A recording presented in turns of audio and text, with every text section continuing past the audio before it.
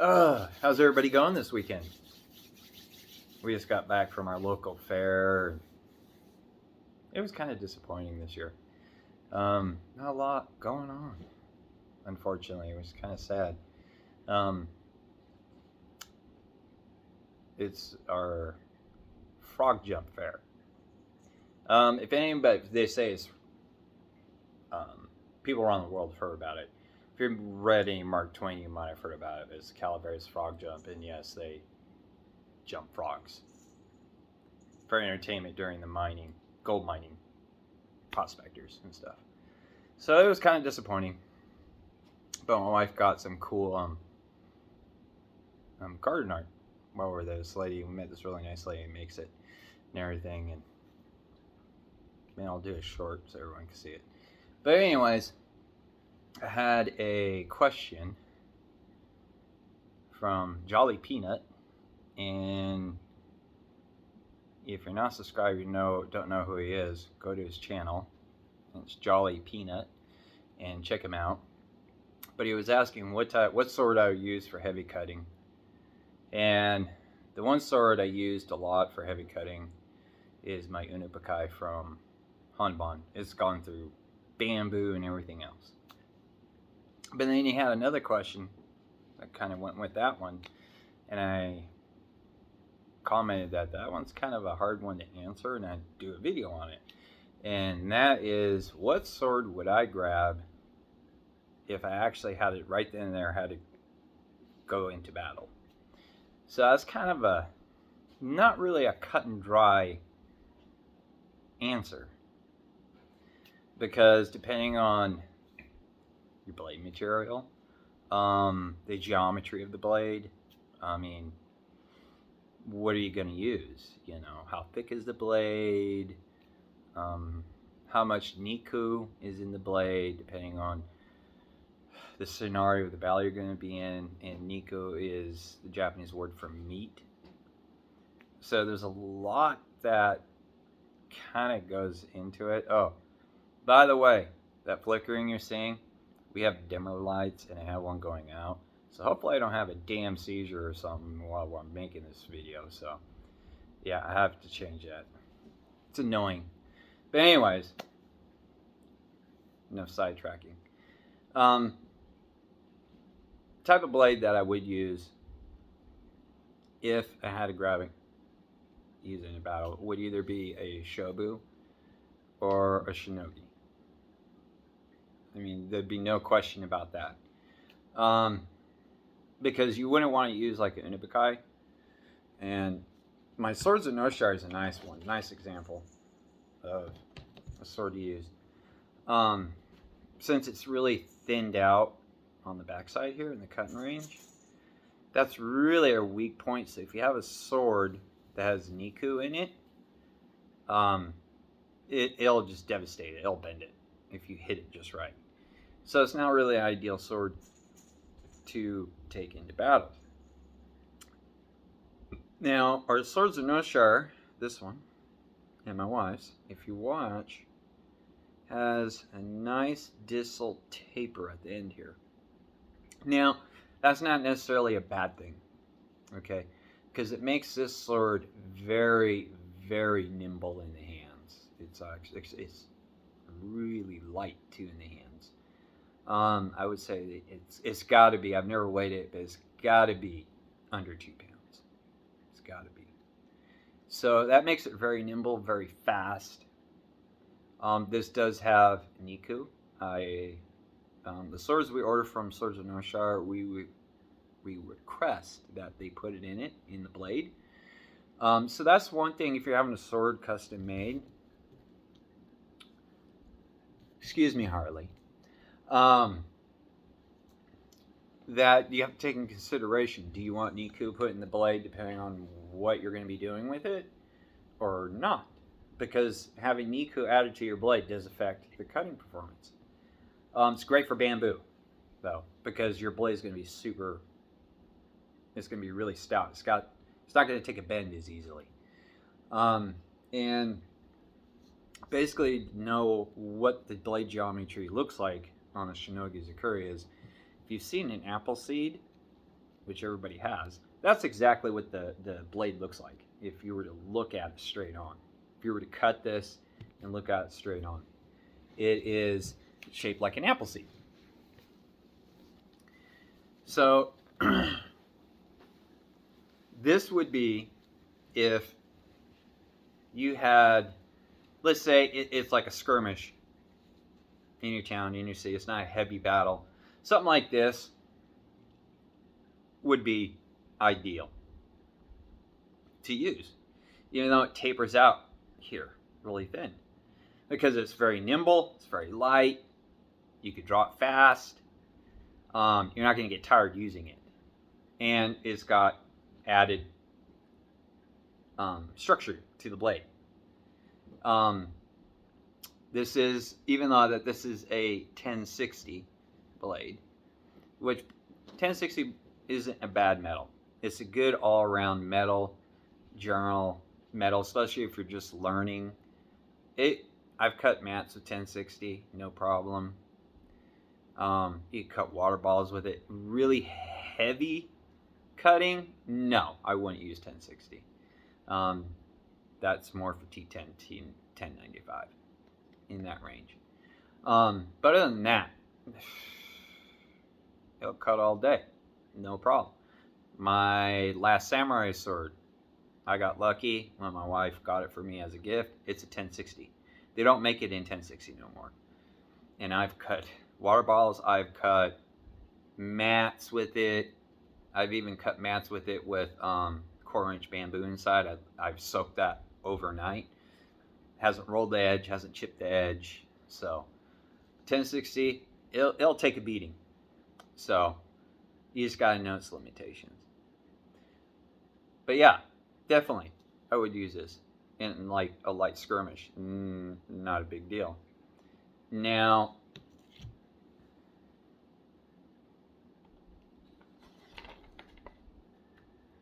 if it's going to be something where you know it's going to be an exceptionally heavy battle, excuse me,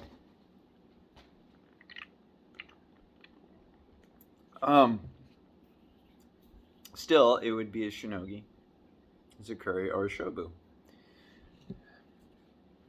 I would go probably with this, my sawadi. This is a T10 blade. This thing is exceptionally thick. It's not as heavy as my bohayu. I actually did finally weighed my bohayu. That's 2.5 pounds. So it's a heavy blade. It's a heavy sword. I can tell this is not 2.5 pounds. It's over 2 pounds. But it feels really good. So if you had to use this for a long period of time, like I said, the way that this wrapping is, you can barely see the manukis. So you don't even feel them in the hands at all. Okay. I mean, look how thick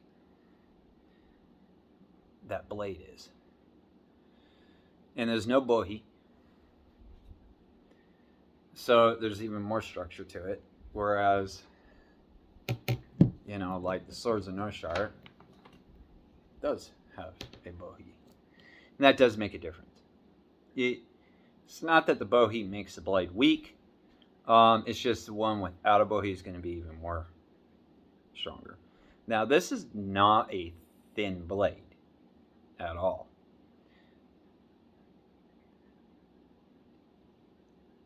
But it does thin out towards the end there. Okay. It's got a nice taper to it. It really, really does.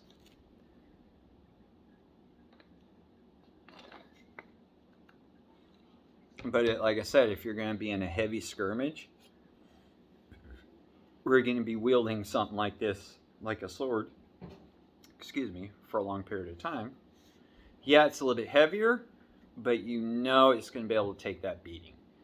That's the idea. So if you have, it's going to be a light skirmish, not be out for a long time. Like some battles, you're out there for a while. Yeah, this is ideal. Absolutely. Because you can end it quickly. That's the whole point of Japanese swordsmanship, is to end the situation as quickly as possible. Okay? And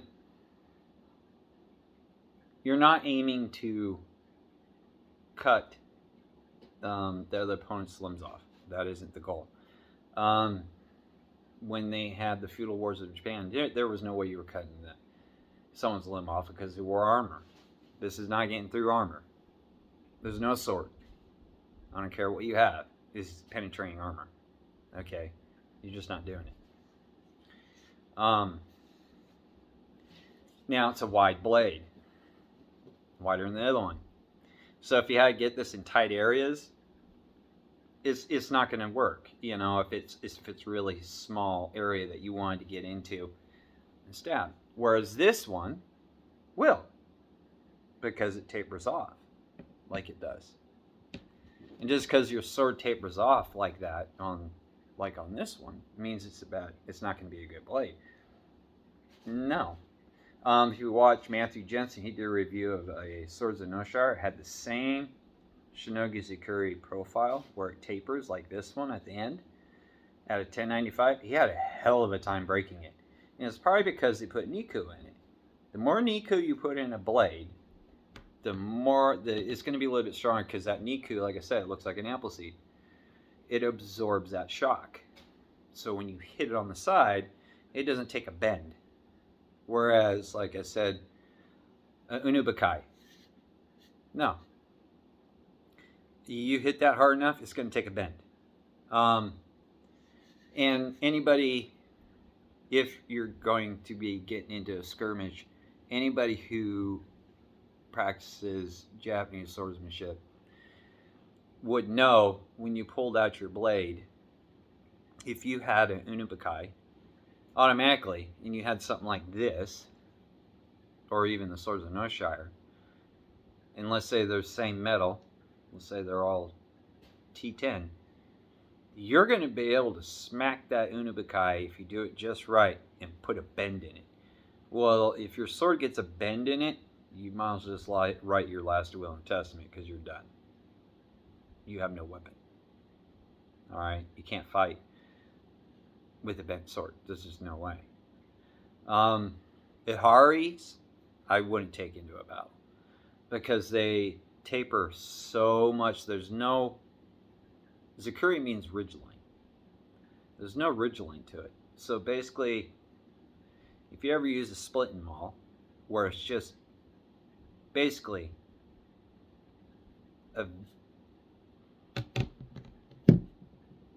it's just like this. That's all there is to it. Okay. A Hari will take a bend. If you smack it good enough, hard enough, it will just take a bend. That's why historically there's not a lot of Ihari Uchi katanas made, because they wouldn't be efficient on a battlefield. Smack it, bends. You don't want that. Plus, with that taper that it's got, that extreme taper, you already know you can aim for that edge with your Muni, the back of the sword, kind of angle it where your ridgeline is and smack that hard enough, you're going to chip that edge like that right now. This doesn't have any Niku in it. You can feel it. Like in this one, if you run your fingers like this up, you can feel the Niku. You'll feel it, and it'll widen out a bit and then come back to the Shinogi. So for a sword that you're going to take into battle, it's a complicated question sometimes. And you want to use a sword that you're comfortable with, that you know if you have to hold it for a long period of time, it's going to be comfortable in that hand, not biting into it. Because you're going to get very fatigued very, very quickly. Shobus. That's why, excuse me, in the 12th century, the Japanese made the shobu to fight the Huns. It looks like a shinogi zukuri, but it's not. The shinogi line tapers upward. So this is flat, but it tapers up to the mune. And the reason why they did that is because it eliminates a drag when you're cutting. Okay?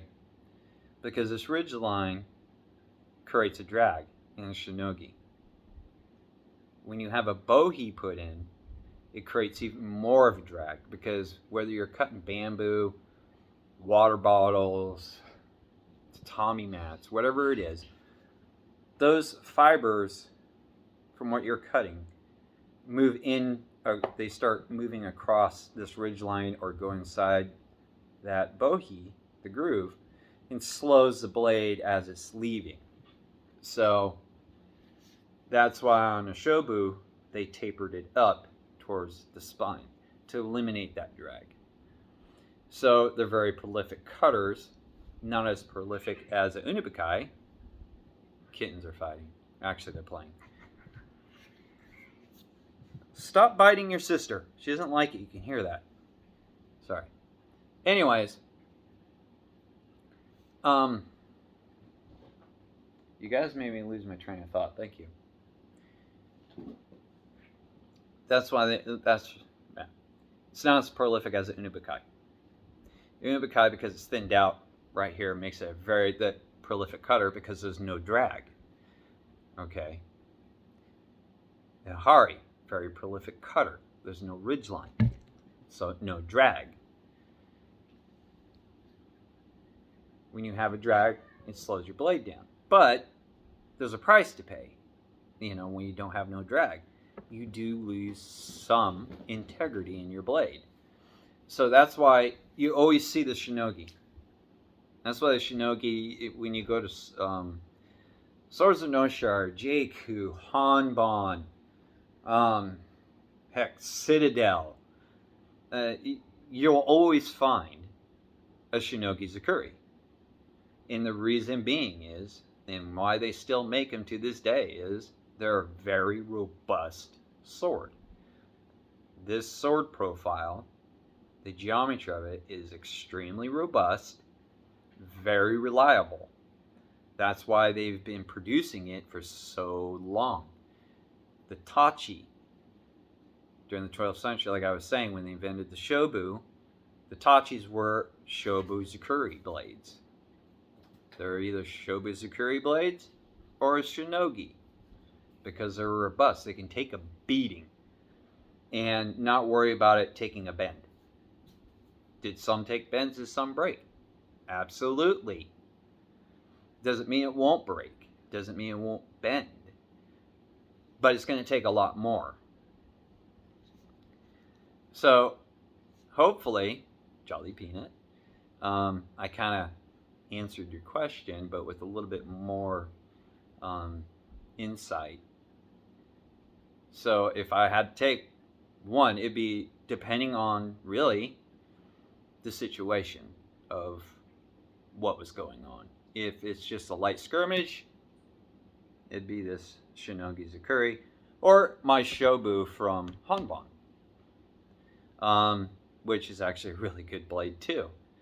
Or it'd be this one. If it was going to be an all-day, heavy skirmish, it'd be this one.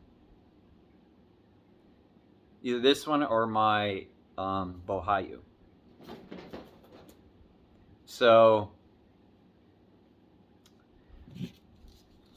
like I said, hopefully, Jolly Peanut, I answered some of those questions, and I hope this was informative for everybody. And I want to give a big shout out to KC Blade Drip. If you haven't checked out his channel, go over, check out his channel. Does some great stuff. And give him a subscribe and a like. And I will talk to you guys all later. Have a good weekend.